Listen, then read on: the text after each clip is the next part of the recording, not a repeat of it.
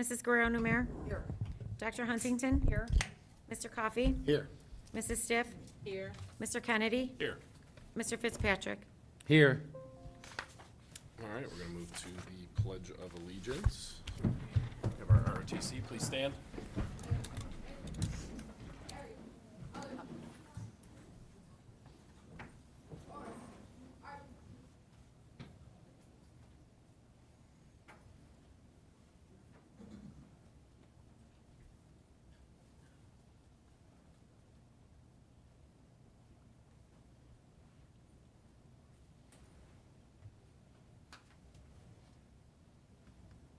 Art time. Art. Art turn. Art. Other art. Oh. Oh.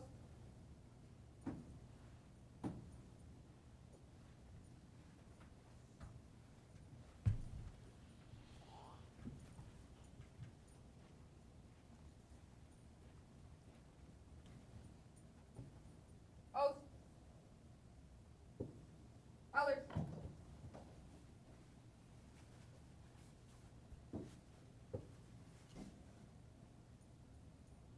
Breathe and arms. I pledge allegiance to the flag of the United States of America and to the republic for which it stands, one nation, under God, indivisible, with liberty and justice for all. Order. Arms.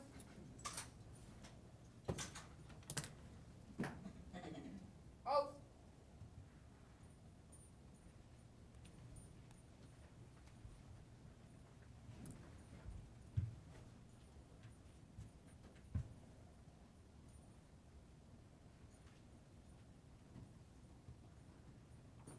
Art. I'm. Art. Right turn. Art. Or. Art.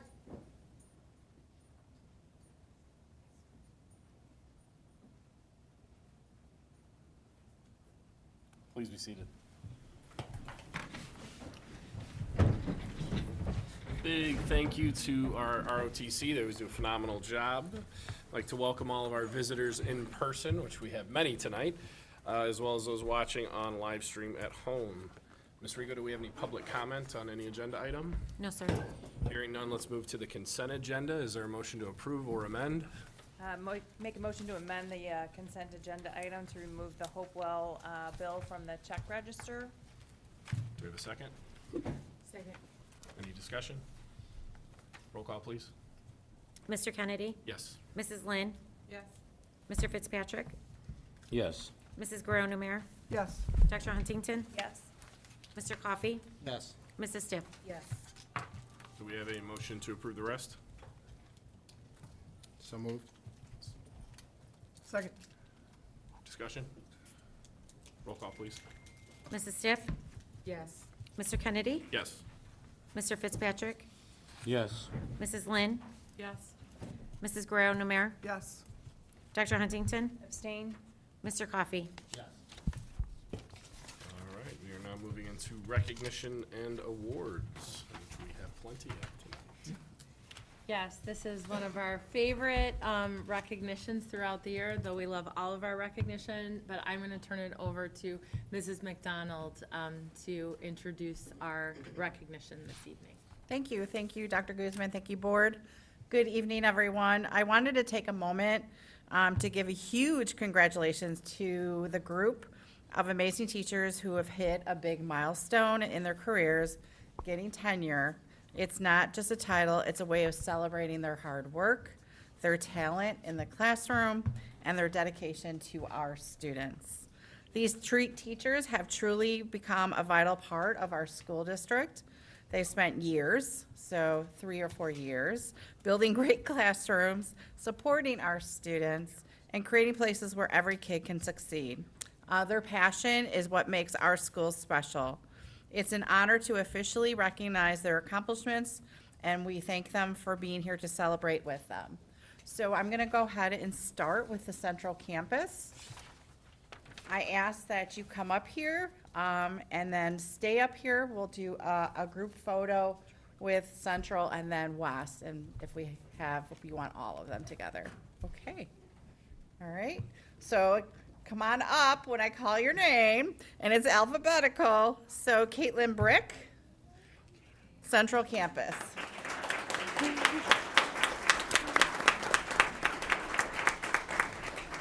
Sophia Chalk.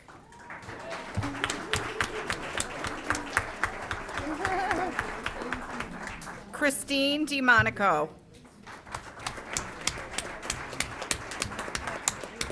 Kenneth Gilroy. Matthew Hurst. Amanda Johnson. Josh Maurice.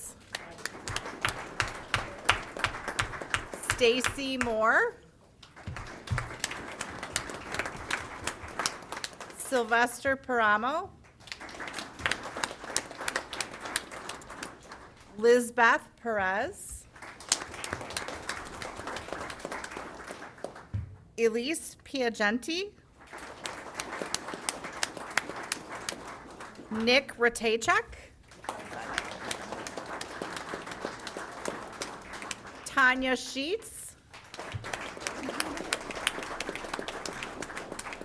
Ignacio Torres. Gabrielle Wilk.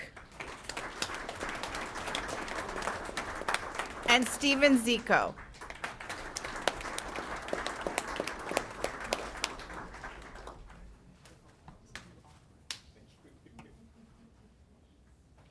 Mr. Hallen, if you could jump in for the picture for Central Campus.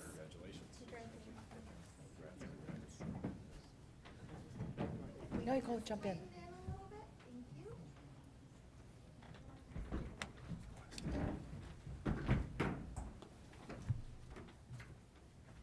And today was the first day of school, so everybody's tired.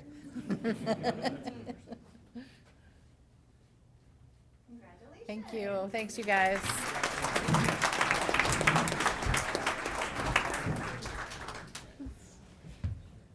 All right, West Campus, you're up. Mr. Nate Atkinson.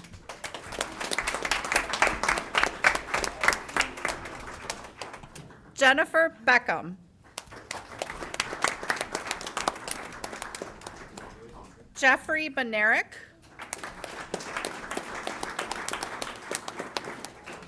Lauren Brosman.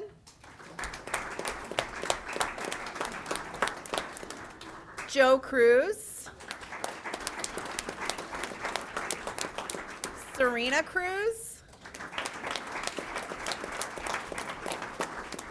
Robert Elkins. Noah Fabrice. Elizabeth Gillespie.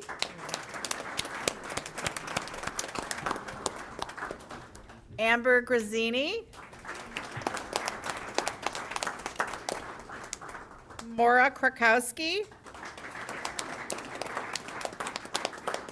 Angelica Lara. Kelsey Polson. Andrew Smothers. Ryan Starcevich. Wanda Turner. And Susan Vera. Congratulations. Congratulations. We'll get a group photo. And then we have one more campus. I'll take the front. Never. Maybe when I was a toddler.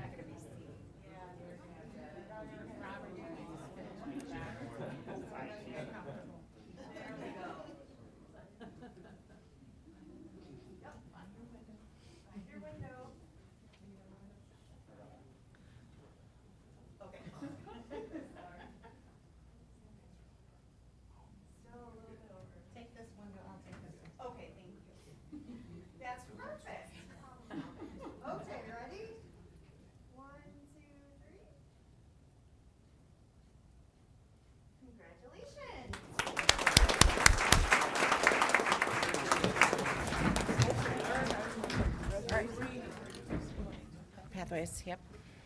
All right, and our last campus to be recognized is our Pathways campus.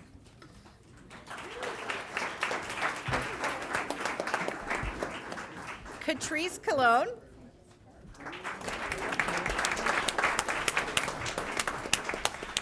Kyle Countryman.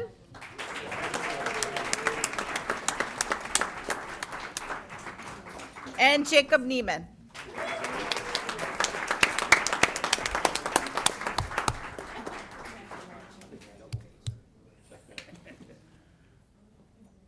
And then we'll do a group photo.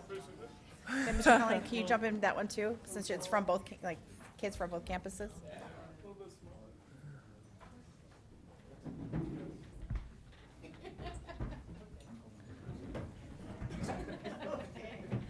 Yeah.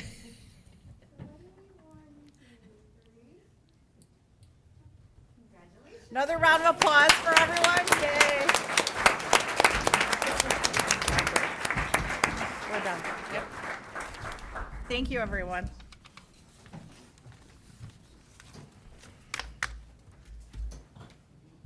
All right, at this time, we're going to take a quick recess to come out and congratulate our staff. So don't leave yet. We're coming to say congratulations real quick. Then we'll reconvene in about 5 minutes.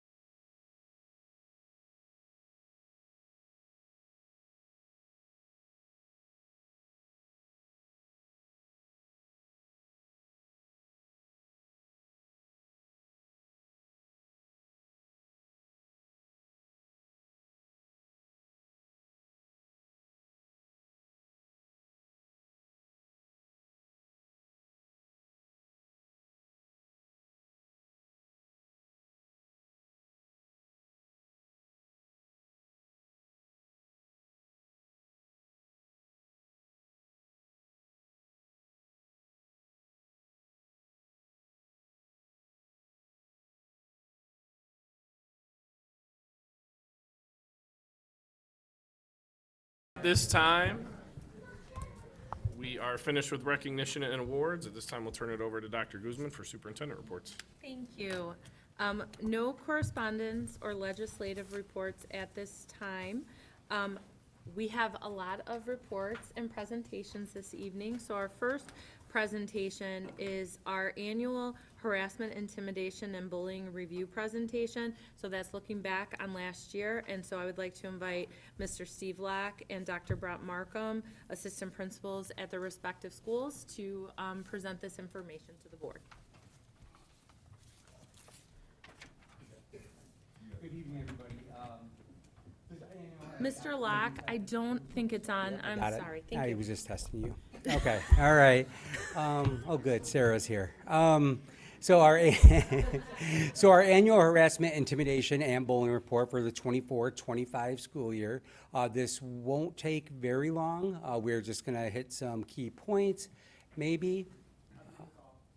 It's on now? I'm striking out here, guys, I'm sorry. All right, that's strike two, I get one more. I Two think. X's, that's it. I know, right? Okay. So, going with our first one is in regards to prevention and our communication with both Joliet, West Joliet Central, and Pathways Academy as far as our prevention plan. Going from policies posted on district website, not going to read all of them. We do numerous things. Safety Week isn't up there, but that's another thing where HIB is promoted, coaches meeting, athletic meetings, new teacher orientation. So we really do and done a much better job, I would say, the past 2 or 3 years of making sure that people are aware of what harassment, intimidation, and bullying is and how to report it if necessary. With our response plans, all formal complaints are investigated. Alleged victims and alleged aggressors are noted, their parents are notified within 24 hours in regards to a school day. And what do I mean by that? If we get a report or an accusation on a Friday, we will respond by that Monday if we don't get an opportunity to do it on Friday. Investigations are completed within 10 school days, and victims are provided with resources as far as to handle it, especially when the situation is verified. One thing both campuses did do last year, and we, with implementation with social workers and or counselors following up with the victims, regardless if it was founded, I should say verified or not verified. Very arbitrary number. We usually wait 5 to 7 school days. Let cooler heads prevail, and the counselors and social workers will call the aggressor and the victim, alleged, regardless, have a conversation with them to make sure everybody's okay, and it was very, very successful last school year. Evaluations and assessments of the policy, collection of the surrounding victimization, observation of students, staff, and family in regards to school safety, identification of areas where bullying was allegedly took place or verified that it took place. We did do a better job, which Dr. Markham will allude to, in really separating the harassment, intimidation, bullying aspects, because we do believe they are different things and we need to categorize them as such. And then bystander intervention and participation. So like Mr. Locke stated, the state passed a bill a few years ago that caused us to really put a lot of effort and attention to our harassment, intimidation, bullying policy. So one of the things that the state's still working through, if I'm being honest, is how they want to collect and look at the data, right? I know we're all surprised by that. So Steve and I think we went to 4 meetings or admin academies this year to try to really wrap our heads around it. We heard different information at all of them. So what we decided to do for our own purposes is to really separate out the 3 different categories. So this first slide is a new one. If you've been on the board for a while and think back to our old presentations, we used to just report harassment, intimidation, bullying as one category. We felt like it was important to separate out bullying because that is a more severe or pervasive situation. And so we wanted to look at bullying separate. So here's a breakdown of our bullying data from last school year. And then this is just to show you kind of the trend. We combined harassment, intimidation, and bullying all together just so we can get a look at what that has looked like over the past few years. And we'll continue to work with the state, try to find out exactly what they're looking for in their reporting, and update our presentation based on that. We always look at the locations of founded bullying cases especially, but also harassment and intimidation. So what you see here is a lot of it happens on social media or in unstructured areas, right? Worth noting that the numbers don't always add up on these slides because locations can happen, if it's repetitive, it can happen in multiple places, right? Same thing on this next slide where it talks about basis of founded bullying. Sometimes the bullying is for multiple reasons, right? Oftentimes, a lot of what we see in our bullying cases is other unspecified, and that's really just persistent teasing, ongoing bullying of students without like a specific protected category being the reason for the bullying. So we put a lot of effort into this last year with our PPS staff. So one of the things that we want to try to do more and that we'll start to do as we go into Safety Week next week is make sure that all of our staff groups are aware of how to report bullying. I mean, if you go back to the slide with the number of cases, this year we had 102 cases that we investigated. But any teenager that you talk to ever will tell you that they were bullied. So I think there's more opportunity for us to talk to students and support them. So we want to make sure that all of our staff are aware of how to report that so that we can go through the formal process of investigating and supporting the students. We have updated our data collection process, and we'll continue to work with Ms. Rico on that to make sure that we're doing that in the best way possible. We always review the administrative procedure with our PPS staff. We did that during Institute the last few days, and so we'll just continue to try to grow in this area and work on making sure that we're giving students the support they need.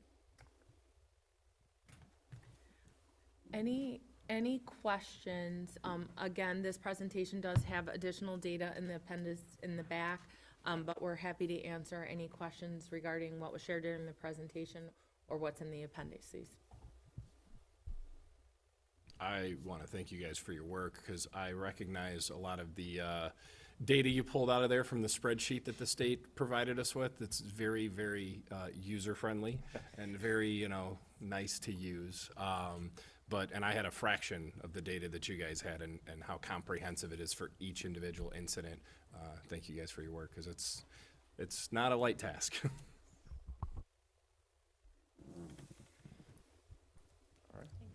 Thank you so much. As you probably remember, at the conclusion of first semester, we had an attendance update. Attendance Action Plan 3.2 is one of our adopted action plans. Our principals, Sakar Parker and Shad Hallahan, are the leaders of that action plan, and they are coming back to give that year-long attendance update. Good evening, everyone. As Dr. Guzman mentioned, we gave a presentation in January based on our first semester attendance data to give an update of where we were and what progress we may have been seeing at that time in improving attendance for our students. We highlighted some of the initiatives and new strategies and interventions that we had implemented for that year. And as you may recall, we saw some positive semester data at that time. But I'm getting ahead of myself a little bit, I apologize. But just a reminder, the strategy and the specific result that we're here to discuss this evening.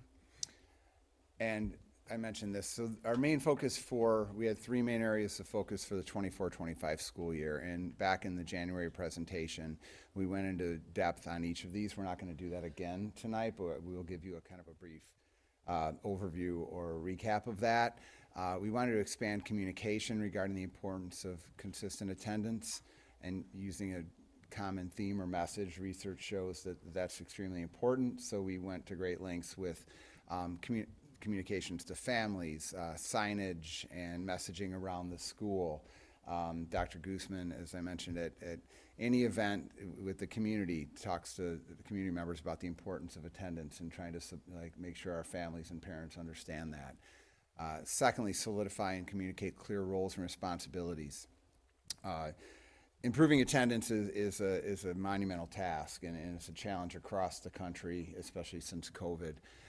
And while it is everyone's responsibility and everyone plays a role in improving attendance, we felt it was important that we solidify clear roles for teachers, staff, administrators, families, et cetera, on how we can all contribute to trying to improve in this area.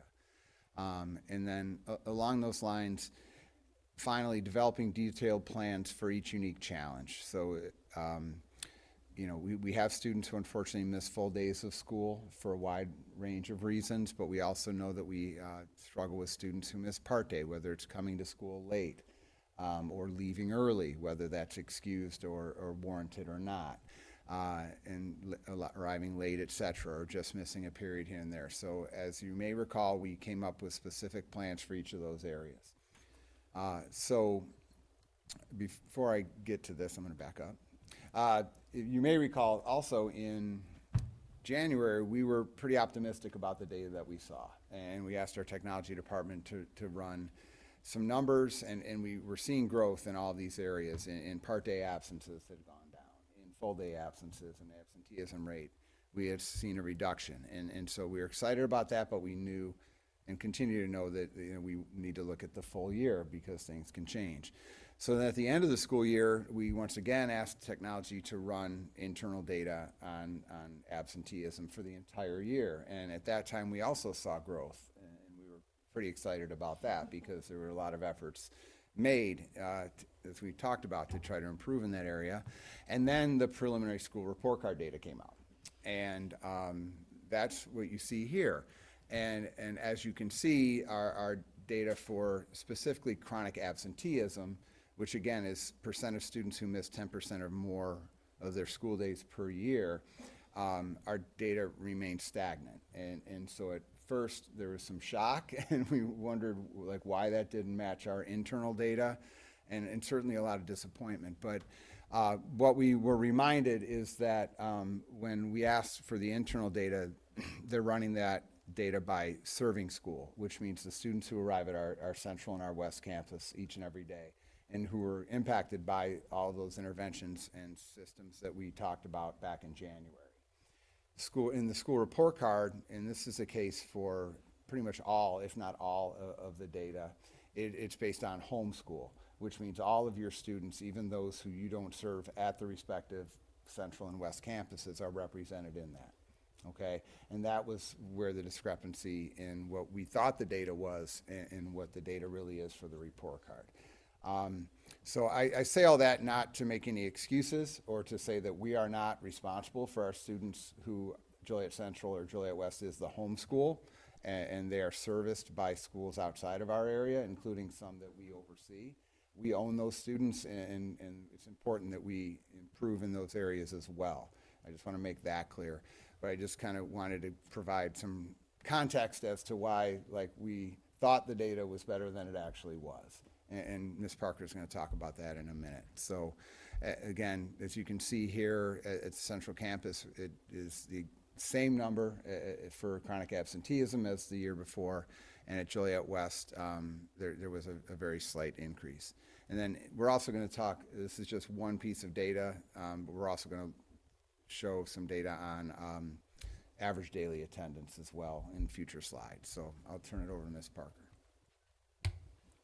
Thank you, Shan, for stealing my thunder. I'm sorry, I did that, I'm sorry. It's fine. We've been talking about this and talking about this. It's hard to not continue the discussion on, but this is an actual breakdown of what our chronic absenteeism is for both homeschool students who are within the boundaries of Joliet West and Joliet Central, which is what the report card data will show, versus the serving school end of year data. So if you look at Central, there was a decrease for serving school, and these are the kids we have the opportunity to have the greatest impact for when you consider the things that we implemented on last school year. These are the kids who walk into our classrooms, they come into our buildings. These are the families that we work with, our teachers work with one-on-one, our PPS staff works with one-on-one. For Joliet West, there was a decrease of 3.8%.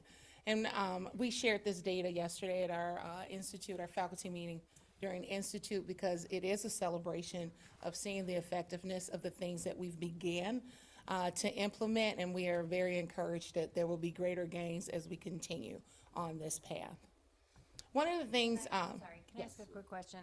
So, just so I'm clear on this, these are all, so serving school would be any student that should be attending Joliet Central Boundary just for the year of 24, 25. So there's no improvement there. You're just showing the internal students and the external students. Do you have the data from 23, 25, or 24? This broken out the same way or no? For serving school, we did not pull that. No, From okay. last year. To clarify, we asked about that, and because it's internal data, and I scoured SIS to see if I could find a way to figure out serving school data, and I was unable to figure it out. And I asked our technology department, and once we have the rollover into the new year, they can no longer access the previous year to provide us the serving school data for the year before. Okay. So I understand your point, and you're right. So that 52.9 and that 41.5, we're considering baseline data, and now that we know that the only way we can, that I'm aware of, that we can get serving school data is internally, is that we'll make sure that we Run track that annually, so that we can see apples to apples, are we actually seeing improvement in the serving school category? Right, so you're not comparing those two numbers, you're just showing the difference The in the two difference numbers. between- Difference in treatment, yes. If I remember correctly from January, the students who are in homebound instruction or medical issues, that's included in this absentee rate. Is it possible to see how many kids are like, actually, if a kid has a medical issue, they might miss, 20, 30 days of school. But I'm just curious of like, what percentage of kids is that in there? You know what I mean? Like, how are kids with medical issues impacting the attendance rate? Like, I understand with the state it's included and all, but I'm just curious to how that may skew the data. Well, if they're homebound receiving services, they would count as being in attendance that day. Oh, they do? would, Okay, yeah. okay, then I take that. Sorry, then I apologize. But I think I took what you said to mean students who may like have a 504, who have a chronic illness that does require them to miss more school than the average student. Right, like intermittent. Well, so would intermittent homebound then be included in this or no, depending on how it's coded? No. If they receive services. Okay.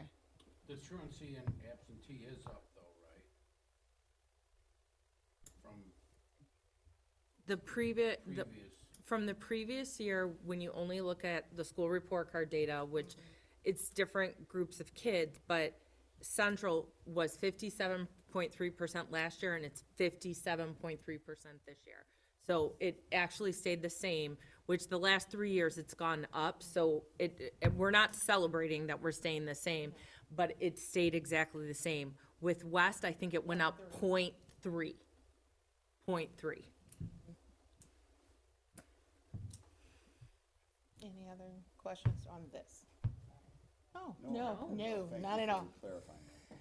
But when we last met in January, there were impending uncertainties that we discussed during our presentation regarding the questions regarding deportation and ICE, and there were questions of how that was going to impact our Hispanic and EL population.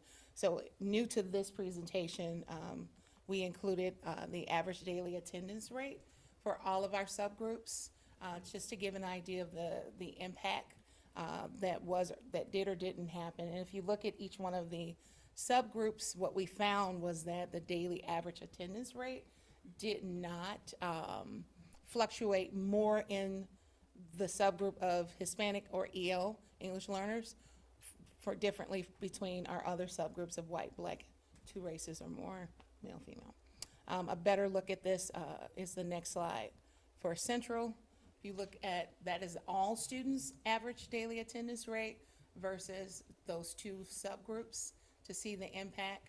And we firmly believe that a large portion of us not seeing a great impact was due to the support of our board and our superintendent and the messaging of supporting and welcoming all students to our campus and making it very clear that we are welcoming and inviting to all, and we support all students. So we do thank you for your support. We thank our teachers, our staff, be it clerical, para, who have our families have found trust in throughout this ordeal. And they have been able to consistently strive to come to school and receive the resources that they need. And this is the average daily attendance for West as well, a comparison of all students versus our Hispanic and EL populations. To the questions that both Dr. Huntington and Mrs. Lynn asked, though, one of the things we talked about as we're looking at our data is over the last 6 years, we've really delved into like graduation rate data to understand like what is going on, what is causing it. And you've seen that presentation, and we'll do it again for school report card. And I do think that that has helped us improve our graduation rate. And again, the school report card won't be released until later, but one of the things I shared with staff at the Opening Day Institute is Joliet Central is over 80% with their graduation rate last year, which is the first time in as long as the report card has been in place, and that in every single subgroup. And Joliet West is at over 86%, which is the highest it's been. So since the inception, our staff, because of the work we've been doing over 6 years, we've improved in every single area. And so I think we keep looking at and we keep trying where graduation rate, it's credit recovery, it's supports we put in place. We're gonna keep trying with attendance, and I know I'm not gonna steal their thunder on what we're doing next year, but that's our approach, is you continue to improve and you figure out what's working, what's not working, and if something's working, you keep doing it, and if it's not working, we tweak it, pivot, or try something new. And that has been serving our students really well, and that is something to be proud of. And I made sure we let our staff know that. So as Dr. Goosen just mentioned, we are always looking at our approaches, our strategies, our systems, and looking to improve regardless, even when we're seeing growth, but especially when we saw that we remained stagnant when it came to chronic absenteeism rate. It accelerated or increased that need to say, okay, what more can and should we be doing? And so working with our teams, we have some new strategies and approaches we're going to take heading into this year, on top of continuing the things that we already mentioned and we discussed in January, and even expanding on those to a greater degree, which is actually the third line there: expand targeted communication with students and families. That was a huge effort this year, and we're going to continue to look at ways to make sure that parents and students are even more aware and more frequently communicated with about how often they're missing school and the importance of being at school, et cetera. But moving back to the top, things new for this year, excuse me. And you'll see there's a few changes or a few differences between campuses, and we'll talk about why, but we're going to pilot a few things at the respective campuses, and we'll provide the rationale as well. But something we're going to do at the Central Campus specifically is, when I saw that data from the school report card, I immediately ran it from SIS, and I won't bore you with all the details, but I was trying to look at different ways to dissect the data. And one thing that we were able to do, Mr. Villaflor, not we, was able to do, is identify how many students, of those students who had missed 10% or more, how many, and put it kind of in bands. How many students missed 10 to 14% of the school days? How many missed 15 to 19? How many, and so on and so forth. And we learned a few things from that. One, and this, our teachers and staff here and at home will attest to this, because we've heard it anecdotally, is many times our students who are missing school a lot, for a wide range of reasons. And so what we found is that of the 51% at Joliet Central of students who are chronically absent, a good percentage of those students are missing over 25% of the days of the school year. And so that presents a different challenge, and we need different strategies to address that, because that could be a wide range of things, whether it's SEL or school avoidance or things of that nature. So we're not giving up on those students. We're going to work hard with our behavioral health teams and all the resources we have both internally and externally to address each of those students' unique needs. But what we're going to focus on at the central campus are the students who were just beyond that threshold. So we ran a report of those students, broke it down by grade, and as administrators, we are going to take on essentially a caseload of about 10 to 15 targeted students that were in that 10 to 12% range. We narrowed it down to 10 to 12%, and essentially create a check and connect program with those students. So I'll use myself as an example. I'm going to have 12 to 15 students that I'm going to target. I'm going to connect with those families. I'm going to let them know that I'm going to be following, your students' attendance as well as their grades and performance and behavior and other things. And I'm going to be reaching out and I'm going to be checking in and just to provide one more resource for those families and those students, to know that there's one more person who, cares about their student and wants to see them there and notices when they're not there, but also to connect them with other resources or other things they may need if there are barriers in place that are keeping them from coming to school. So with approximately 12, 13 administrators, 12 to 15 kids apiece, there's like about 150 or so students that we're going to build relationships with and try to personally work with those families and those kids to improve that attendance. So that's something one of the things we're gonna do at the central campus this year. The student support table, you've heard about that before. Again, thank you, Ms. Lynn. We always have to give you credit for bringing that to our attention. We borrowed that from Bolingbrook High School. We're set to implement that beginning next week, I believe it is. The 25th, right? Yeah, and I know you're aware of what that is, but we are going to have primarily administrators again, but also other staff greeting students as they arrive, if they arrive late in the morning, and check in to. It's called support table for a reason. It's not just like punitive. It's what's going on. Are there things we can provide and things we can do to help that are causing you to be late? We did a pilot at both campuses in May. And I talked to staff about this the other day. There were several times I would talk to a student and they said, I know, I'm sorry I'm late, but I take an Uber to school and we have to drop my brother off at this grade school first and then my sister at this school before I can get here, and that's why I'm late every day. Now, not every student has a situation like that, but many do. And so it's important to know that so that we can work with those students and those families and try to support them as best we can. But just also know that not every student who's coming late to school is doing so because they're just not getting out of bed or they're not motivated to get there. They have some real challenges that they're working through. So, and I already talked a little bit about the expanded targeted communication.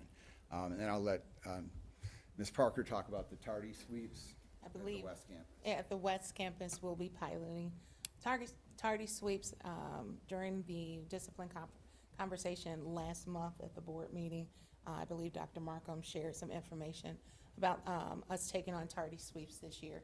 This is not new. I believe it was the first year of the full student body return from COVID. We implemented tardy sweeps throughout the entire district, and we found them to be pretty effective in having those conversations immediately with students who are late to school. So we've implemented procedures for teachers to follow so that once the bell rings, because that is the expectation that you're in class, students will be swept into the auditorium by security, administration, and deans, where quick conversations will be had.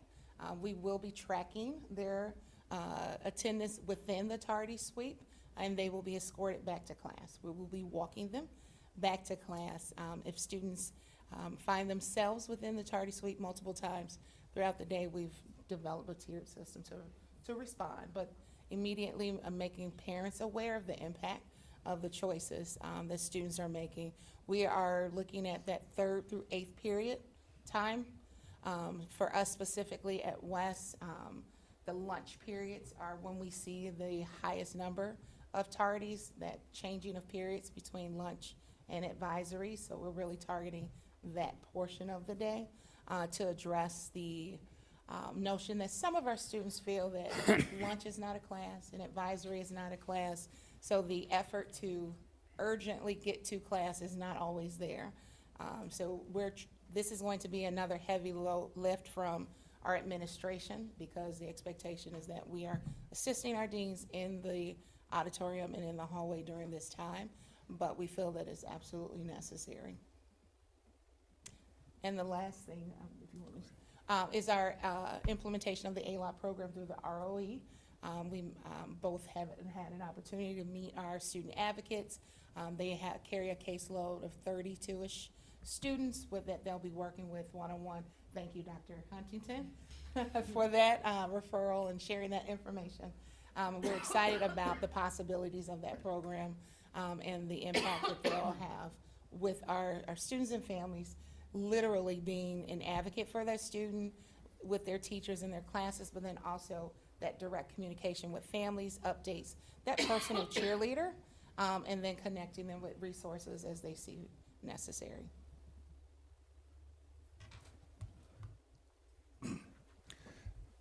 So we were also. Interrupt real quick? Absolutely. As I'm listening to you guys, I'm hearing a lot of you guys say that the admin's taking on this role, the admin's doing this, and I appreciate you guys taking on this role and not just passing it down to teachers or passing someone on, but being an active participant in it, and I appreciate that. Thank you. Yeah. So we were also asked to discuss dropout rate and share some data about that. So we're happy to do that this evening as well.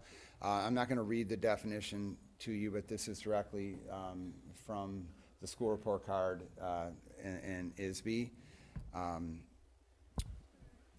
just for your reference. And so here's the data for the 24-25 school year for the respective campuses, as well as a comparison to the previous year.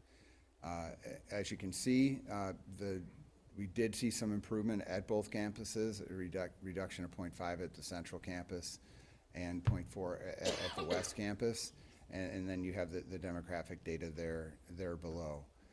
So again, we're always happy to see progress being made and the data showing improvement, but we also know that there certainly is work to do in this area as well, and we'll continue to do that. We also wanted to show the data broken down by withdrawal code. So anytime a student withdraws from our schools, we assign an exit code, and the exit codes are designated by ISB and the ROE, and we use the same codes that they do for their collection of data. Just some things to point out here, and also perhaps explain, is that like moved out of the United States or moved not known to be continuing. You know, we have high mobility rates at our respective campuses, as you know, and oftentimes we have students who drop and we don't get, as much as we try, we don't get a lot of detailed information about what their next steps are. And then especially if they leave the country, if we don't get a records request from wherever it is that they ended up moving, then they're considered dropouts and considered non-graduates when we do graduation rate. And so that's something that is a challenge we face, you know, when our students are moving on. But as you can also see, that's a small number of the students. So I just wanted to point out some of those definitions or the situation. Sorry, Go ahead. Mr. Shalin. So like erroneous enrollment and moved out of the United States, transferred to homeschool, those wouldn't count against you, but some of these other ones would, correct? Or are these all numbers that count against the graduation rate or dropout rate? So all of these, that's a good question, Dr. Honey. And that's something that jumped out at me as well. All of these students count as dropouts. But interestingly, not all of them count as non-graduates if they're coded that way when they left. So for example, transfer to homeschooled, is a decision that a family has the right to make. And we do have students or families who make that choice. But if a student or parent calls and says, I'm going to withdraw Shad and I'm going to school him at home, it's considered a dropout for Joliet Central's data purposes. But then when the graduation rate is calculated, it doesn't count against our graduation rate. So just an interesting, I don't know what the right word is. Well, there. I think it makes it really important to make sure that those codes are entered correctly. And so Exactly, yeah. when I look at, I mean, there's some pretty significant differences between Central and West in certain categories. So who makes the determination, or is there discussion to make sure that you guys are on the same page? So Go ahead. the family will indicate to us exactly what their plans are for the student when they notify us that they requested a drop. Yeah, for the homeschool, but I'm looking at like students who did not re-enroll. Central has 43 and West has 0. Correct. Yeah, so that, and this was the first time we looked at this data, being honest, in this much depth, like by code, by withdrawal code, I mean. And once again, we had some discrepancies in data. So in the school report card, we had a number of 174 for the Central campus. But then when I asked when I went back and looked at the reports that we submitted to the ROE, which we're required to do quarterly, the number was, and you're going to make me do math, whatever 174 minus 43 is. So 131, is that right? Yep. All right. So, and so I asked technology, why don't those numbers match? And what I was told is that if we have students who leave for the summer and then do not re-enroll, they're not on the report that we submit to the ROE because we don't know their status, but they're considered drops for school report card purposes because they didn't re-enroll at another school in Illinois. Okay. Okay, and so then so Takar and I learned that, and so that's how I was able to determine that 43 number because that's how many I had left. But then when Takara ran her data, her numbers matched. So like that's something we need to look at is, are they doing something different in the right. registrar's office or getting information we're not? That's what's happening. To your point, yeah. That So, the coding, those students who did not enroll need to be coded somewhere. So West is coding them somewhere. right. Central is And hoping to find out where they're right? I think it's probably that. You're just Right. waiting to see what you hear, and maybe Joliet's looking We do more have at. more kids, though, at Joliet Central, because I did talk to Tino about this, and we know it at the beginning of the year. There's more differences in kids that we weren't expecting show up at Central, and kids that we thought were coming don't show up. Yeah. And so there is more mobility. Just the mobility rate between West and Central is different. Central is higher. I'm not suggesting that that's the only reason for the difference, but we do have students that we're expecting to come back and then they don't, and we don't know for sure. Right. But considering that the population, at Central, just in our EL population, newcomers, new to the country, like, that's bigger at Joliet Central too. That's over 30% right now, and so that's one of the differences between the campuses too. So again, we talked about this, very similar to graduation rate. Okay, we have this data, we're gonna continue to trend it and see, and we talk about, just like we talk about consistency with attendance, and how we code things, the same conversations are taking place. But Mr. Villaflor and Mr. Narducci work like very closely together and are talking about things constantly. So there is somewhat of a difference just with communication from families at Joliet Central when they leave and when they don't come back.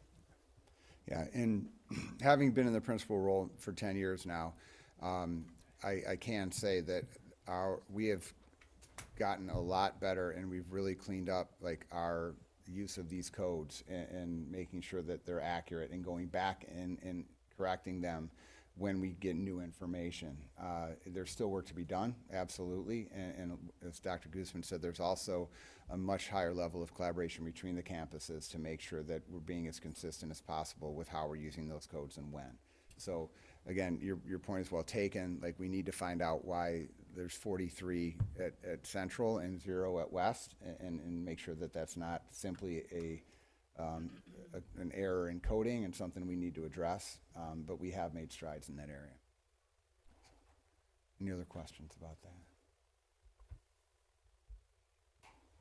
Okay. How did I get to these? I don't know what happened there. I'm- Yeah, he'll pull up mine. I'm not sure. It was ending with just strategies of how we're going to get to the next places, and it's, our portions of our strategic plan. You've seen this before. It just reiterates, we're very focused in this area, and we're gonna continue to work at it. Thank you.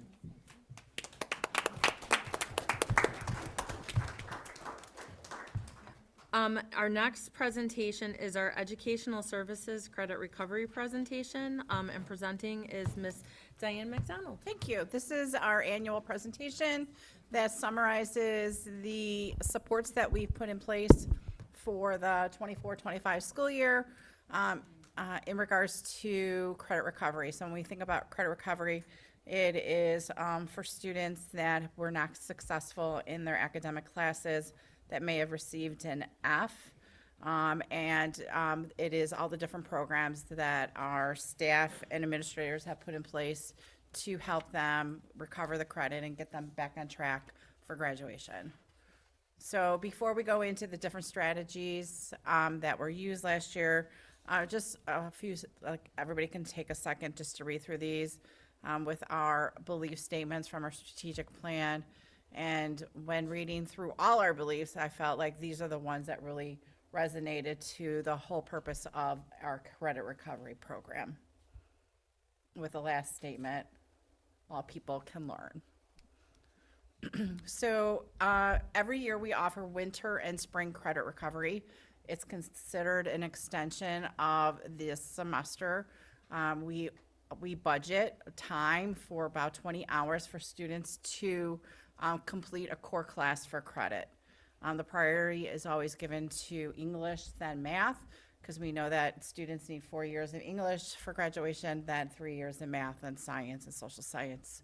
The timeline is either during winter break, so that means that students and staff come in during break, or they come in after school is out and work with our students. This is supported through our grants. This past year, we used Title I and the Stronger Connections Grant. This is also a written report that I submit to the board for also just to review. You have the spring credit report with you in the board packet as well, but it shows the number of semester credits earned for each semester. One of the questions that the board asked last time, and the data that I brought, is like, how do students do? So if we think about the 23-24 school year and the students that participated in winter and or spring credit recovery, how did they do last year? Because we only can go back a year. So here's the distribution of grades of our students. So if I was a freshman in 23-24, then it would be my 10th grade grades and so forth. So this is a distribution that shows that our students are successful in their academic classes. And another question that the board asked was, how do students do? If I'm in recovery for math, how do I do in my subsequent math classes? In both semesters, 90% of our students pass their math classes. So this is very beneficial to our students. And another question I didn't know if the board wanted to ask, but I had it ready, is what classes then are they failing? Because if we have 19% fail that sophomore class, what class is it? It's English 2. And then junior year, it's US history, and then senior year, it's English 4. So those are classes that demand a lot of writing, and when this group of our students that need this intervention, they also have that absentee issue. So when you're not in school and getting those classes that demand a lot of writing and engagement with text, I'm like, what class was it? So it was like majorly those 3 areas. Mrs. McDonald, can I just ask, and there's percentages there, but what number are we working with? Like, a total number of students that did credit recovery, winter, spring, and 23, 24, then these would be the percentage of those students. So do we have a number? I don't have that number. I would have to look at my previous reports. So I would say, I do believe it was like 311 students Okay.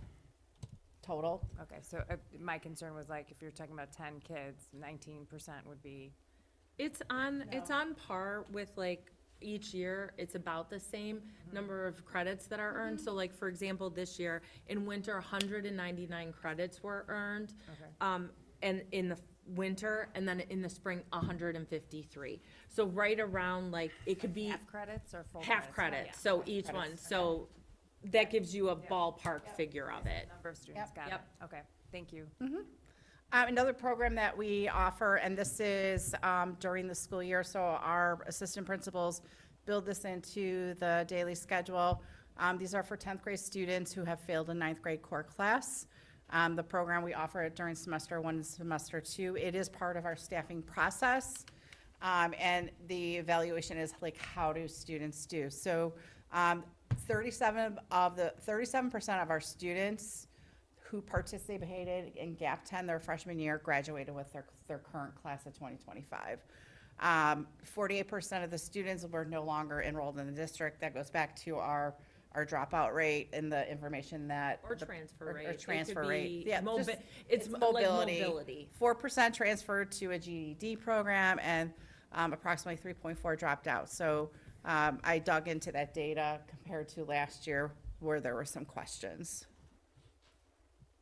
Gateway to Graduation 1.0, this is a program that we offer outside of the school day for students that are credit deficient.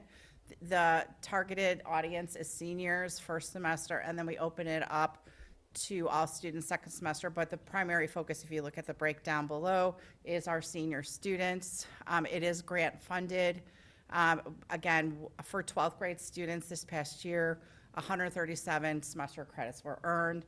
And then you could see how this impacts our graduation rate of these students. Remember, these students needed this class, so they had a full load and this class outside the school day, and how it impacted our graduation rate. So for this year, we're continuing to offer it and fund it through our grants. We are just going to target 12th grade students. That's our focus for this year. And then Excel was new for this past year. Our new multilingual director brought this program to fruition last year. We targeted students that had interruptions in their education. We targeted 10th through 12th graders. It was grant funded. Again, they were completing the courses outside of the school day, so they had a full schedule and additional classes. We approached it as almost case management, where we had some of our bilingual staff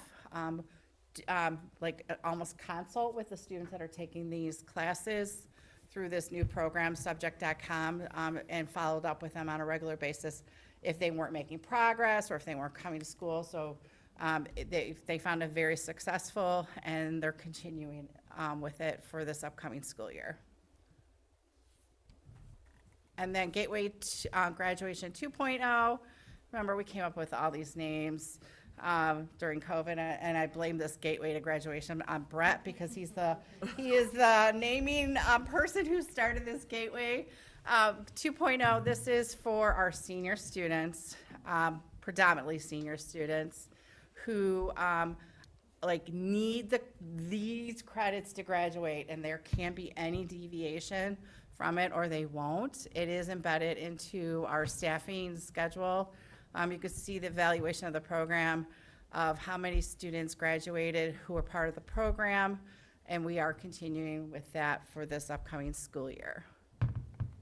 And when we do the board presentation on the school report card, and even with the data that was shared at Opening Institute Day, the impact is it's visible. It's you can see it in the numbers. And then finally, our golden grads. This is our last chance for our seniors who still needed approximately 2 or 3 credits to graduate. Our three gateway to graduation teachers work during the summer with students who didn't graduate with their class. We have a timeline of, I think before July 31st, so they can get counted and they can be part of their graduating class.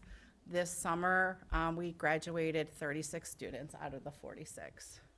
And again, this is, I mean, these students are working during the day. And so they're attempting to navigate, life and wrapping up their degree. So does that count towards the graduation Yes, rate then? yes, It's by yep, July 5th? yep. Okay. So that's my summary And presentation. it potentially reduces kids that are coming back for a partial schedule.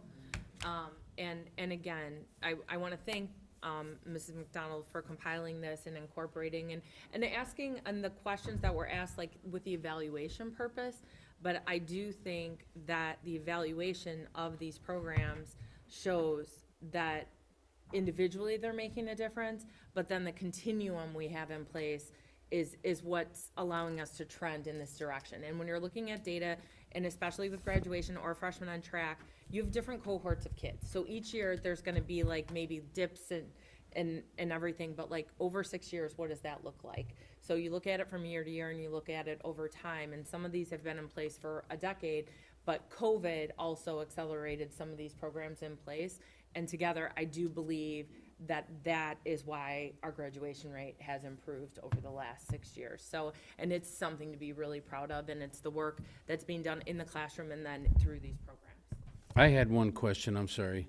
On the end of semester, when a student's failing, they have 4 days to get their grades back up on the fall and spring?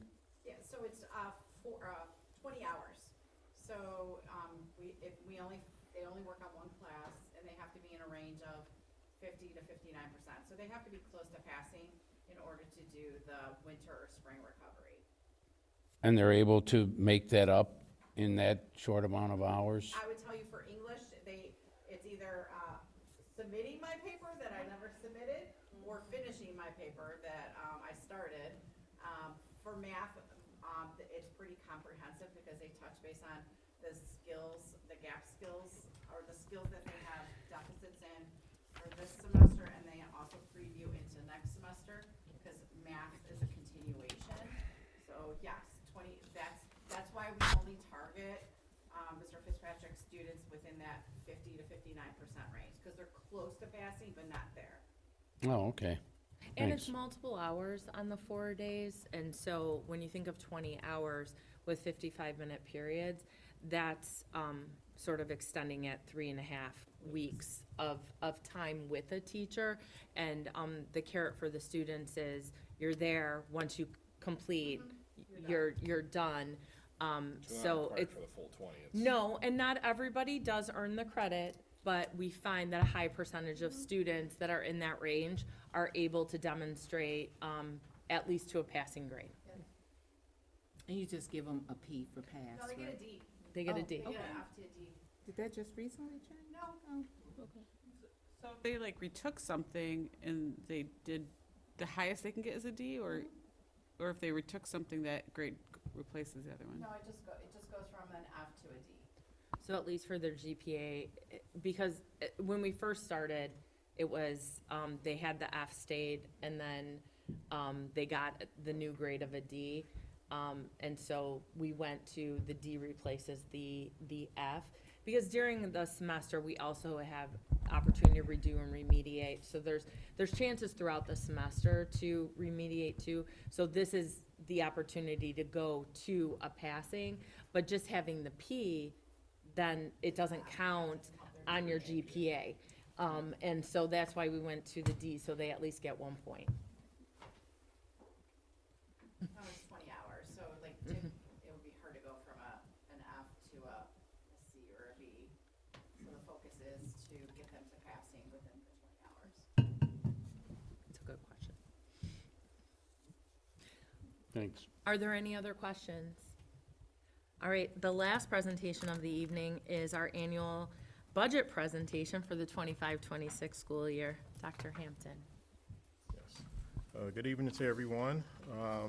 This is the annual budget presentation for the 25-26 school year. Before I get into the actual slides, just want to, and the board has this, just talk about some key assumptions as we build this budget.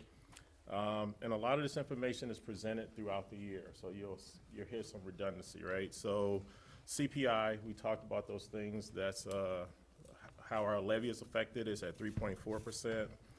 We saw our new construction, which 2023 was 215 million, dropped to 38 million. Just so you know, the 215 million is not the norm. The average is around 38 million in terms of new property. And with that being said, most districts don't experience new property growth. Because how large we are as a district, we have the opportunity for a lot of growth, and we do see that. And that's great for the district. That's new money that comes in. Our equalized assessed value increased about 6.2%. A big one that we discussed last year was the corporate personal property replacement tax.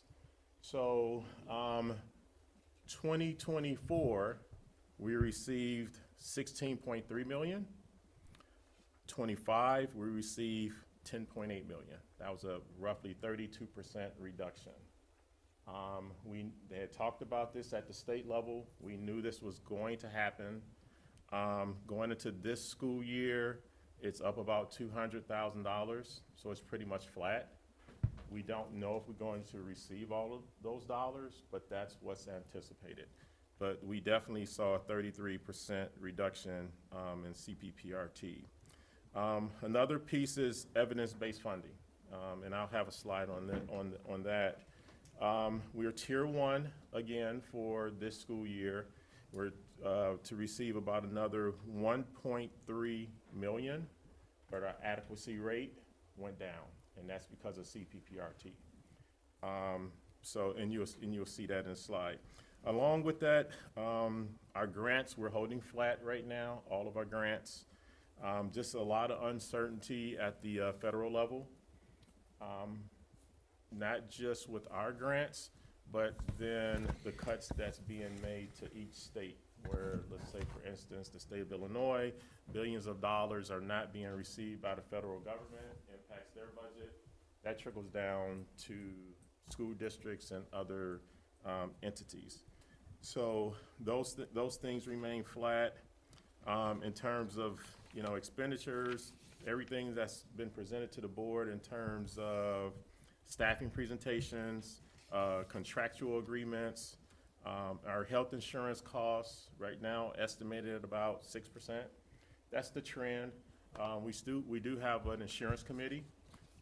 We meet probably here in the next few weeks to talk about renewals for the upcoming cycle, which starts in January. But as we know, and if you're following all of the news, everything is trending up in regards to health insurance also. The committee does as much as possible to try to limit any type of impact to the members. And we have all of those discussions with union representation from each group as part of that. So obviously, we have the construction projects, but that's a construction fund, totally separate from all of the other funds that we have in the district. So I'll get right into this presentation now. Here's the mission. I'm not going to read that. And then we talk about the funds. So education fund, that's the largest fund. Operations and maintenance fund, bond and interest, transportation, Illinois Municipal Retirement Fund, so that's IMRF, Social Security, site and construction, working cash, tort, and fire and safety. Sources of revenue, we receive 74.42% of our revenue from local property, which is good, because as we start to hear about some of these impacts, we're going to be impacted if, we're talking millions of dollars are millions of dollars. However, the local is good for us because we get to absorb some of this that other districts may not be able to do. 20.2% is from the state, 5.38 is from the federal. Just sources of revenue, obviously, the Title I, II, IV, federal school lunch and breakfast program grants. There was a lot of information around Medicaid and SNAP programs and all of those things that affect families, which directly affects our food programs. Special ed idea flow-through, Medicaid fee-for-service, evidence-based funding, Stronger Connections grant. That was originally supposed to be a 3-year grant, turned out to be a 1-year grant. The federal government stopped all funding in 2025 going forward. School improvement grant, Renew America School grant, that was associated with electronic school buses. That's on hold also. So anything around the electrical school buses are on hold. The solar program that we talked about is on hold. No funding has been released for those programs. We meet still regularly to talk about it, but right now, all of those programs are on hold. Evidence-based funding, again, you can see where we were in terms of our base in FY17 and where we are now in 26. When you're talking, you know, roughly $17 million more, which is significant. But as you can see, at one point, we were up to 82%. So the adequacy is, we're fully funded at 100%, right? So 82, 77, 73. And so now we're starting to see the impact of decreased funding in other areas that impact this formula. So we're watching that carefully. Even to the point that, just for history purposes, when we start to see impacts like this, many times the state of Illinois, not just the state of Illinois, but other states, will estimate what we are supposed to receive. And then when spring come around, we'll delay or prorate these dollars, and then see those impacts going forward. We are anticipating some impacts. It's not if we will, it's just a matter of when. And then so we just, you know, listen closely to what's happening at the federal level and state level, to see what that means for the school district. Salaries and benefits, budget-wise, 66.91%. That's the norm, anywhere between 62 to 70% salaries and benefits, right? Any school district. Purchase services, 11.3%. Supplies and materials, 6.4%. Capital outlay, 1%. Bonds and lease, 7.41%. Tuition, 6.84%. So this past school year, you can see the majority of our revenue, education. And remember, I said that education fund is the largest fund, right? So roughly 97 million went to education funds, 16.8 million to operations and maintenance, 12.1 bond interest and leases, transportation 11.7 million, municipal retirement, social security 6.1 million, site and construction 15.5 million, working cash 2.2, tourism immunity 6.1. Expenditures is correlation as to where the majority of expenditures come from. Education 89.6 million, operations and maintenance 11.1 million, bond and interest, leases 9.6 million, transportation 8.3, municipal retirement, social security 3.7, site and construction 21. So you'll see revenue versus expenditure, and then in the future, expenditures will be higher than the revenues because we have those dollars sitting in the fund balance, and over the next 4 to 5 years, we're spending those down for all of the construction projects. So over total, 168,359,764 revenue, expenditures 149,867,816, with a surplus of $18.4 million in regards to the overall budget for last school year. Operating funds only. And I always put this here because truly, these are the three funds that are the pulse of our district, and they are not restricted.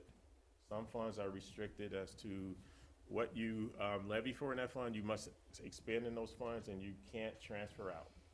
So education fund, operations and maintenance, transportation, working cash are all the operating funds. And you'll see that over and under is $17 million in terms of surplus.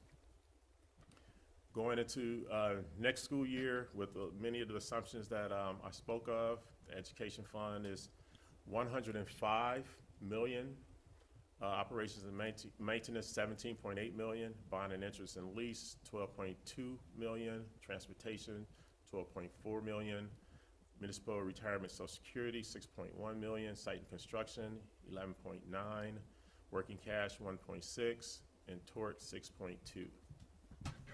With expenditures being education, $101.5 million, operations and maintenance, $14.6 million, bond and interest, $10.3, transportation, $10.9, municipal retirement, social security, $3.9, site and construction, $56.2 million. So that's all of the projects that you see that's happening now at both campuses, estimated expenditures over the next year. Now, obviously, all of this depends on the timing of the construction projects, payments, all of those things. If it's not expended, it's in the site and construction fund. We know it's part of the master plan. Ultimately, it's going to be expended out next year or the year before. Tort is $5.6 million. So the over and under for 25-26, estimating a surplus of about $18.4 million.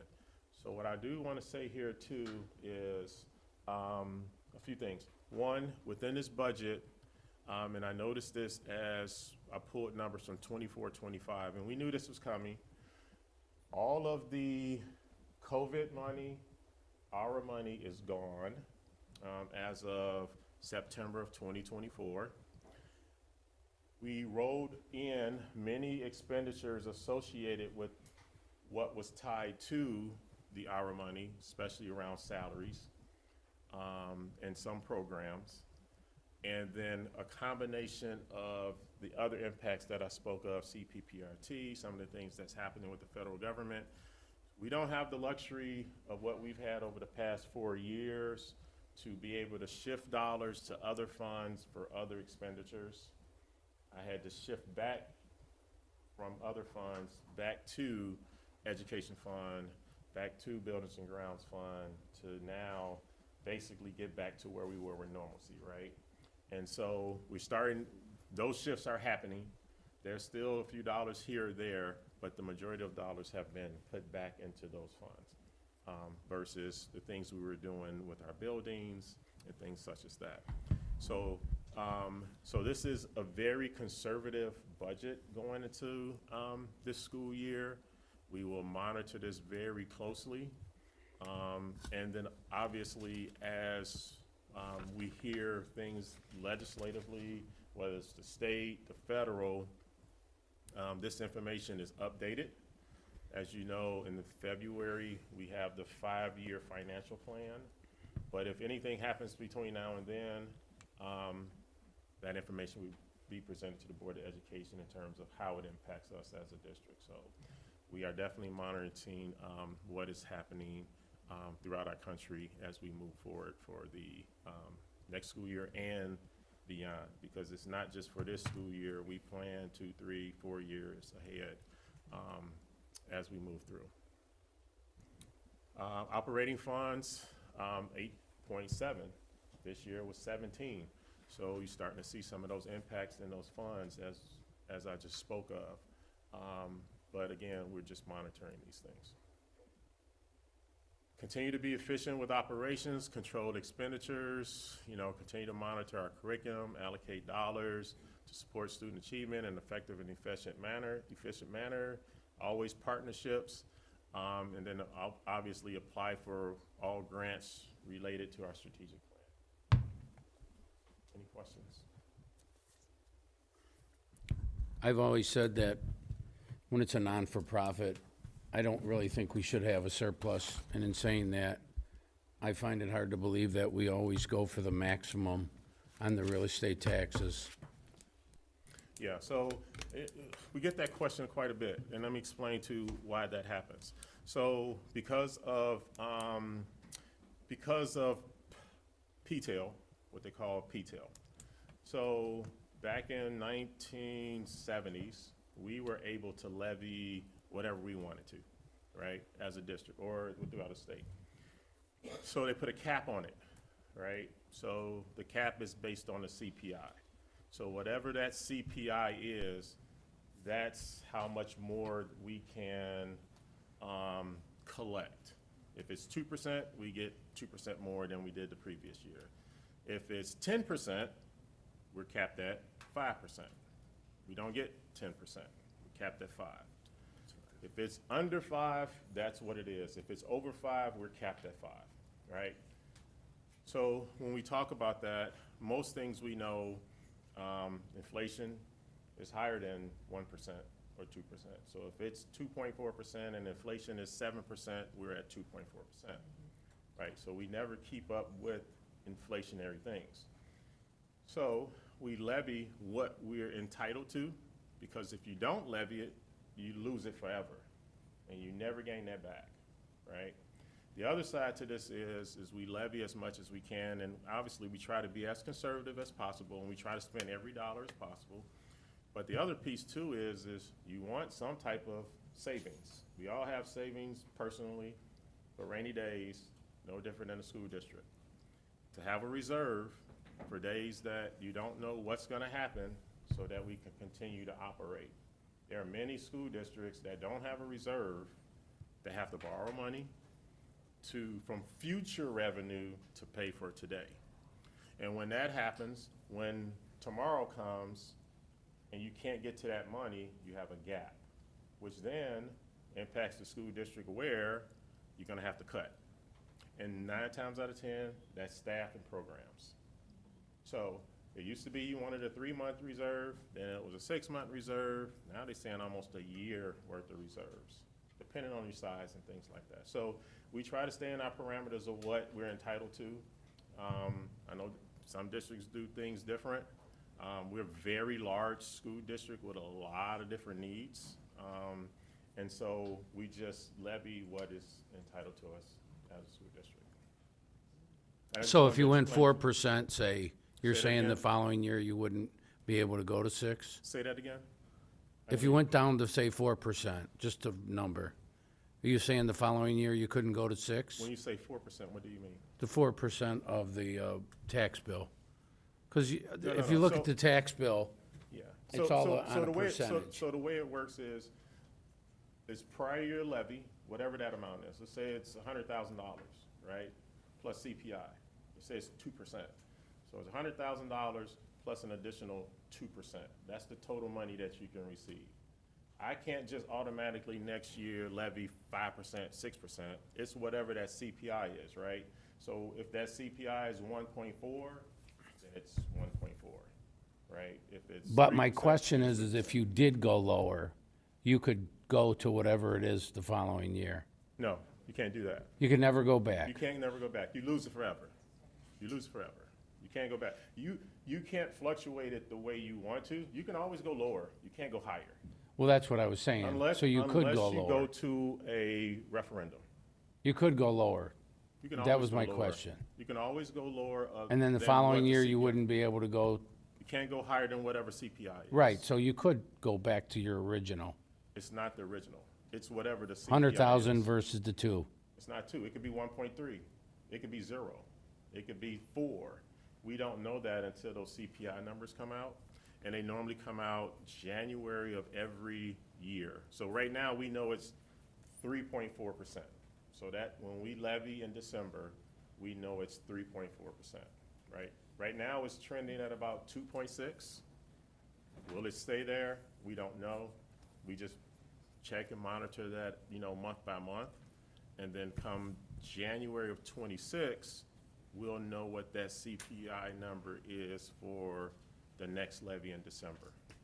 Exactly, so you could do whatever the number is next year, no matter what this number is. Can I ask just a clarifying question?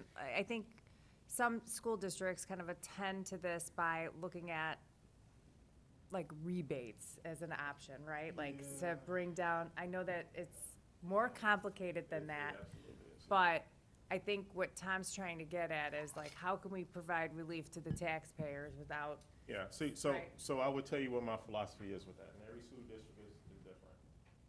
If I'm gonna rebate you, then I'm not gonna levy you in the first place, right? Because when if I levy you and then I rebate you, it basically meant I didn't need the money that I levied. That's what it is.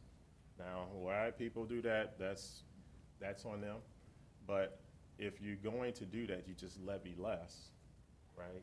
But they like to levy all the way up, because if they do levy less, they lose that forever. Right. So they play the shell game, right? And so, I also think, though, it's important when you're talking about not collecting as much money or potentially giving back money. Like, first of all, we're a proponent of EBF funding, and that data is extremely important. absolutely. So what we just saw is we're now at 73% adequacy. That's a formula based on the needs of our students here at Joliet Township High School. So based on our needs, we're 73% funded. Correct. With all the money coming in. Correct. And our kids deserve the same amount, the same programs, the same supports, updated facilities as districts that are 100% in other places. Correct.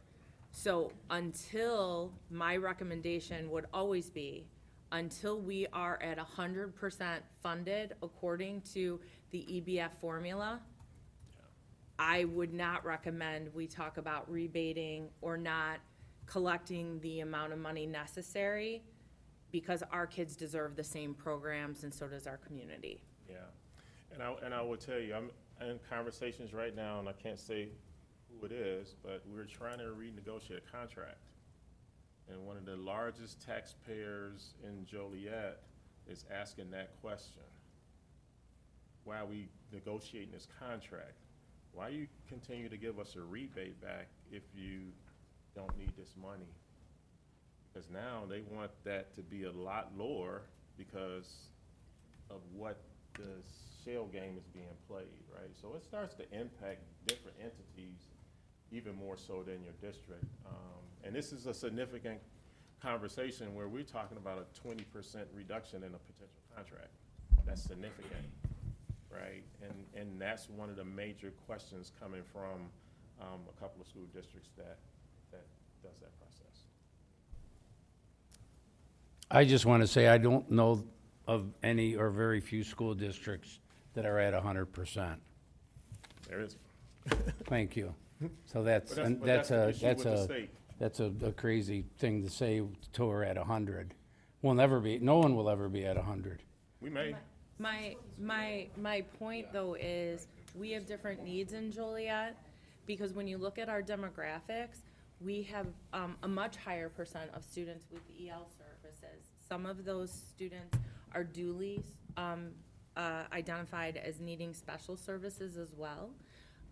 We have a higher low socioeconomic demographic than many students around us, and so that all goes into that metric. And according to that metric, it costs more money to provide those supports for students that are in higher need. So it's a good metric for us to look at.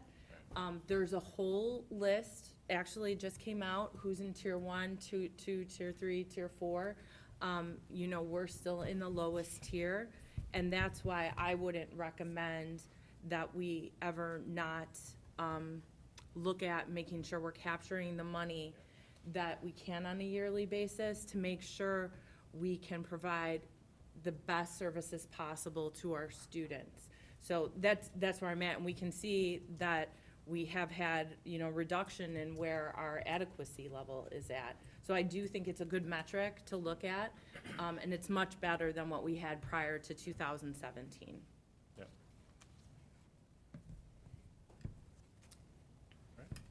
Thank you. Thank you so much. The rest of their reports within our superintendent report section, the spring, summer, school report, again, are part of our credit recovery initiatives with students. The data's in there. Those are annual reports that really have not changed from year to year. We're happy to answer any questions about that. The Summer Bridge program is specific to our incoming freshman students. Diane, can you just talk a little bit about the difference between the Summer Bridge program with the accelerated Sure, so versus? this was the first year that we offered the Summer Bridge Accelerated program. So we reached out to all our students that we accelerated for this upcoming school year. And we offered the families a 2-week program to work with our honors teachers. We focused in on some academics, put a lot of team building. We brought in the different average strategies. So we did those 2 weeks in June, and then we had a little break, and then we did 2 weeks in July for our Summer Bridge, where we focus, we target students that may have some academic gaps in their academics. So, and we found success in both. So we were really excited about that. But I'd like to go back to the summer school report really quick. This was our first summer that we offered a fully online summer school class. Oh, with US history. So what we've heard from our students, and this really came from our counselors, is that students need, especially our junior students, they don't have room in their schedule, like, to take additional classes. And so we tried a fully online US history class. So they did it from anywhere where they were in the summer. We used subject.com. The feedback that we got from our teachers and our students was really good. So we will be bringing recommendations for next year about that, about offering that and potentially additional classes for Get Ahead.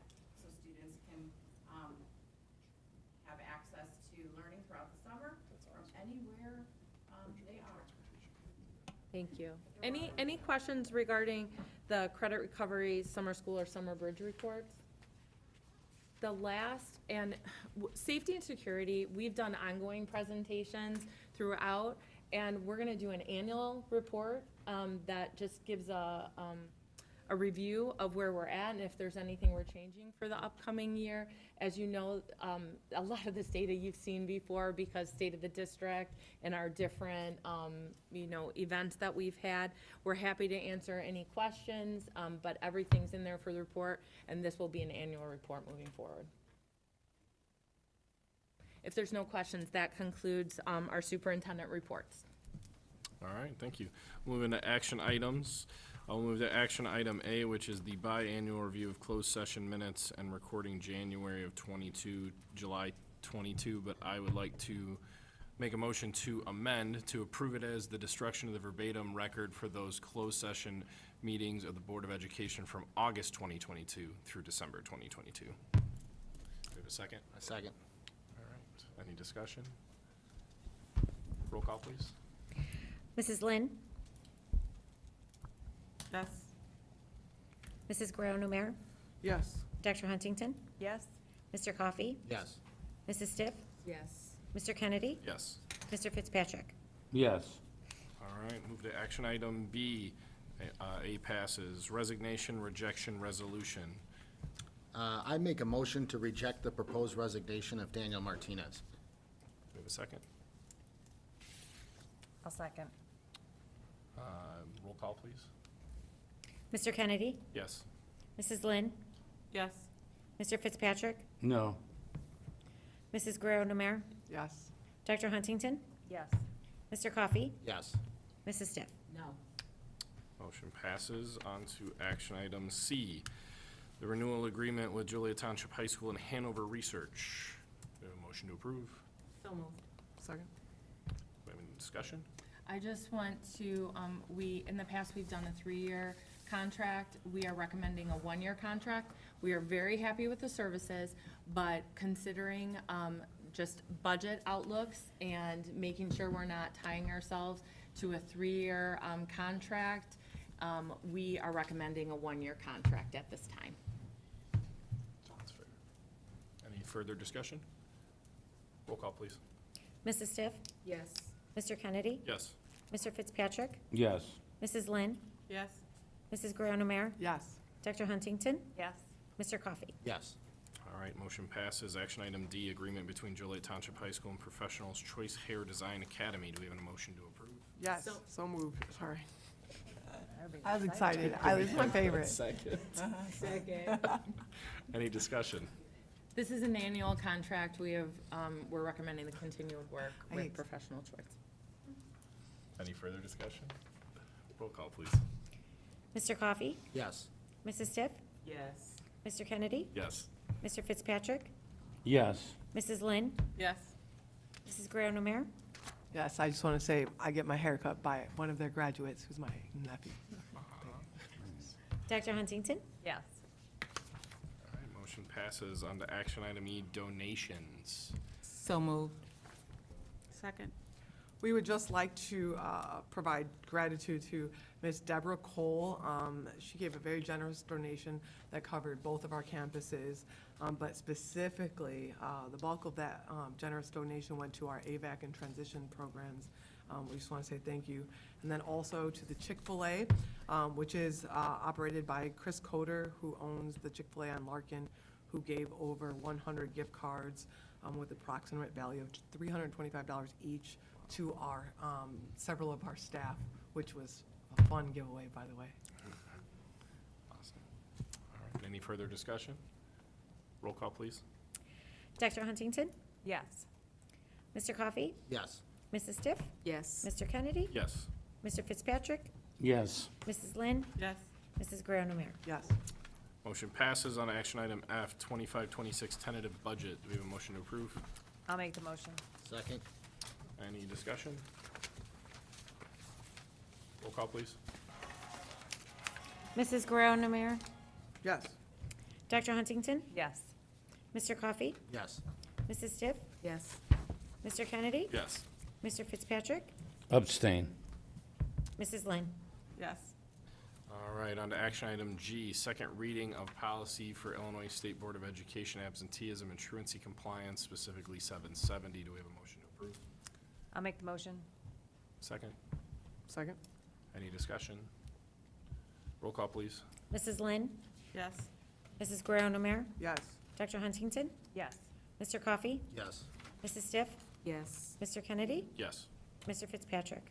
Yes. Motion passes. On to action item H, lines 1 through 17. Do we have a motion to approve? I'll make the motion. Second. Any discussion? Second reading, language updates. Yep. Roll call, please. Mr. Fitzpatrick? Yes. Mrs. Lynn? Yes. Mrs. Guerrero Namir? Yes. Dr. Huntington? Yes. Mr. Coffee? Yes. Mrs. Stiff? Yes. Mr. Kennedy? Yes. On to action item I, second reading of rewritten board policies, line items 1 through 4. Motion to approve. So moved. Second. Second. Discussion. Roll call, please. Mr. Kennedy? Yes. Mrs. Lynn? Yes. Mr. Fitzpatrick? Yes. Mrs. Guerrero Namir? Yes. Dr. Huntington? Yes. Mr. Coffee? Yes. Mrs. Stiff? Yes. All right, action item J, line items 1 through 8, second readings of updated board policies. Do we have a motion to approve? So moved. Second. Discussion. Roll call, please. Mrs. Stiff? Yes. Mr. Kennedy? Yes. Mr. Fitzpatrick? Yes. Mrs. Lynn? Yes. Mrs. Guerrero Namir? Yes. Dr. Huntington? Yes. Mr. Coffee? Yes. All right, move to K, personnel reports. And get a motion for 1 through 5 and 7 through 11. I'll make the motion. Second. Second? Roll call, please. Mr. Coffee? Yes. Mrs. Stiff? Yes. Mr. Kennedy? Yes. Mr. Fitzpatrick? No. Mrs. Lynn? Yes. Mrs. Guerrero Namir? Yes. Dr. Huntington? Yes. Motion passes. On to personnel reports, line item 6 for professional additional assignment for administration. Do we need a motion to approve? So moved. Second. Roll call, please. Dr. Huntington? No. Mr. Coffee? Yes. Mrs. Stiff? Yes. Mr. Kennedy? Yes. Mr. Fitzpatrick? No. Mrs. Lynn? Yes. Mrs. Guerrero Namir? Yes. Motion passes on to action item L, student expulsion agreement. After receiving and deliberating the information in the expulsion abeyance agreement, I make a motion to approve the expulsion abeyance agreement for student C 242523 for the 25-26 school year. Second. Roll call, please. Mrs. Guerrero Namir? Yes. Dr. Huntington? Yes. Mr. Coffey? Yes. Mrs. Stiff? Yes. Mr. Kennedy? Yes. Mr. Fitzpatrick? No. Mrs. Lynn? I'm going to abstain. All right, motion passes. We're going to move on to unfinished business. Anybody have any unfinished business? Hearing none, we'll move to new business. Does anybody have any new business? All right, moving on to board reports. Anybody have any board reports? So I have to apologize for not being here last month, but I did want to report out that I was able to go to the special education celebration of the summer program at West Campus this summer. It was a very joyful afternoon. Everybody was very happy and excited. Student workers really were very impressive in their report out, and it was pretty impressive to see the students and how well they were excited to be there, and their families were really excited to be there as well. So I really appreciate the opportunity to do that. In addition, I was able to go to the I always say it wrong, CED, grant, okay,